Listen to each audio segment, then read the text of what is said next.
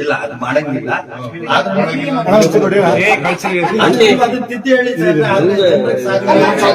ಇತ್ತೀಚೆಗೆ ಜಮೀರ್ ಅಹಮದ್ ಖಾನ್ ಅವರ ಆಪ್ತರು ಹಾಗೆ ಬೆಂಬಲಿಗರು ಮಾಜಿ ಸಿಎಂ ಸಿದ್ದರಾಮಯ್ಯನವರ ನಿವಾಸಕ್ಕೆ ಭೇಟಿ ಕೊಟ್ಟು ಜಮೀರ್ ಅವರು ನಿಮ್ಮ ಪರಮಾಪ್ತರು, ಹಿರಿಯ ನಾಯಕರಾದ ಅವರಿಗೆ ಡಿಕೆ ಶಿವಕುಮಾರ್ ಸಂಪುಟದಲ್ಲಿ ಸಚಿವ ಸ್ಥಾನ ಕೊಡಿಸಲೇಬೇಕು ಅಂತ ಮನವಿ ಮಾಡಿಕೊಂಡ್ರು.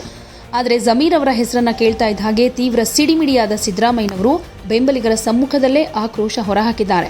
ಜಮೀರ್ ಅಹಮದ್ ಅವರಿಗೆ ಮಂತ್ರಿಗಿರಿ ಕೊಡಬೇಕು ಅಂತ ಬೆಂಬಲಿಗರು ಸಿದ್ದರಾಮಯ್ಯನವರಿಗೆ ಮನವಿ ಮಾಡ್ತಾ ಇರೋ ಹಾಗೆ ಕೆಂಡಾಮಂಡಲರಾದ ಮಾಜಿ ಸಿಎಂ ಪರಮಾಪ್ತ ಅಂತ ನನ್ನ ವಿರುದ್ಧವೇ ಕೆಲಸ ಮಾಡಲಿಲ್ವಾ ಅಂತ ನೇರವಾಗಿ ಕಡ್ಡಿ ಮುರಿದ ಹಾಗೆ ಹೇಳಿಬಿಟ್ಟಿದ್ದಾರೆ. ಇದರ ನಡುವೆ ಬೆಂಬಲಿಗರು ನೀವು ಮನಸ್ಸು ಮಾಡಿದ್ರೆ ಜಮೀರ್ ಸಚಿವರಾಗ್ತಾರೆ ಅಂತ ಮತ್ತೆ ಮನವಿ ಮಾಡಿಕೊಂಡಾಗ ಸಿದ್ದರಾಮಯ್ಯನವರು ಯಾವುದೇ ಭರವಸೆ ನೀಡದೆ ಮೌನವಾಗಿ ಸ್ಥಳದಿಂದ ಹೋದರು. ಇದರಿಂದ ಜಮೀರ್ ಸಚಿವ ಸ್ಥಾನದ ಕನಸು ನನಸಾಗಲ್ಲ ಅನ್ನೋದು ಸ್ಪಷ್ಟವಾಗಿದೆ.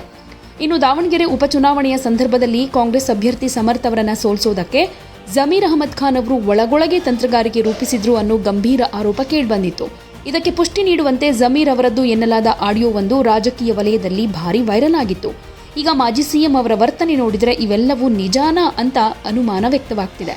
ಕೆಲವು ದಿನಗಳ ಹಿಂದೆಯಷ್ಟೇ ಉಪಮುಖ್ಯಮಂತ್ರಿ ಡಾಕ್ಟರ್ ಜಿ ಪರಮೇಶ್ವರ್ ಅವರು ಜಮೀರ್ ಅಹಮದ್ ಖಾನ್ ಅವರಿಗೆ ಸಚಿವ ಸ್ಥಾನ ಸಿಗಬೇಕು ಅಂತ ಹೇಳಿಕೆ ಕೊಡೋ ಮೂಲಕ ಅಲ್ಪಸಂಖ್ಯಾತ ಸಮುದಾಯದಲ್ಲಿ ಆಶಾವಾದ ಮೂಡಿಸಿದ್ರು.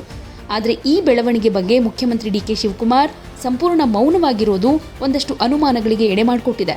ಸೊ ಮುಂದಿನ ದಿನಗಳಲ್ಲಂತೂ ಜಮೀರ್ ಅಹಮದ್ ಖಾನ್ಗೆ ಸಚಿವ ಸ್ಥಾನ ಸಿಗುತ್ತಾ ಇಲ್ವಾ ಅನ್ನೋದ್ರ ಬಗ್ಗೆ ಒಂದಷ್ಟು ಗೊಂದಲ, ಅನುಮಾನ ಹೀಗೆ ಇರೋದ್ರಿಂದ ಅಲ್ಪಸಂಖ್ಯಾತ ಸಮುದಾಯದಲ್ಲಿ ಒಂದಷ್ಟು ಅಸಮಾಧಾನ ಕೂಡ ವ್ಯಕ್ತವಾಗ್ತಾ ಇದೆ.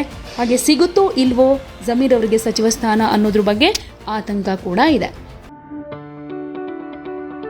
ಯಾವುದೇ ಸುದ್ದಿಯ ಅಪ್ಡೇಟ್ ಅನ್ನ ಮಿಸ್ ಮಾಡ್ಕೊಳ್ಬಾರ್ದು ಅಂದ್ರೆ ಈಗ್ಲೇ ಒನ್ ಇಂಡಿಯಾವನ್ನ ಸಬ್ಸ್ಕ್ರೈಬ್ ಮಾಡಿ. ನಿಮಗೆ ಬೇಕಾದ ಭಾಷೆಯಲ್ಲಿ ಎಲ್ಲಾ ಸುದ್ದಿ ತಿಳಿಬೇಕು ಅಂದ್ರೆ ಒನ್ ಇಂಡಿಯಾ ಆಪ್ ಅನ್ನ ಡೌನ್ಲೋಡ್ ಮಾಡ್ಕೊಳ್ಳಿ.